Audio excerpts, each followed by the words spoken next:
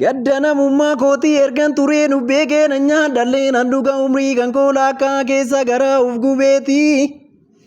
Maaloo soollee na tafee jedhamee gaafa nufiin uumamuu kootti gaddeetti. Hubadhee uf ilaallaan keessa barruu harka kootii. Yaadan dhaabuu didee baasee garaa gabbuusee yaadaan laphee koo ubbuuse. Yaada kana naafiqii namni lammii koo taate oromummaa koo beekte.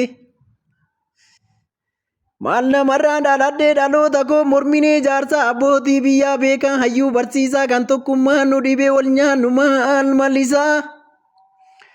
Walii galtee dadhabnee mormii mormaa jedhamnee jaarraa lakkoofna kunoo qomaa gadii hin qabamne.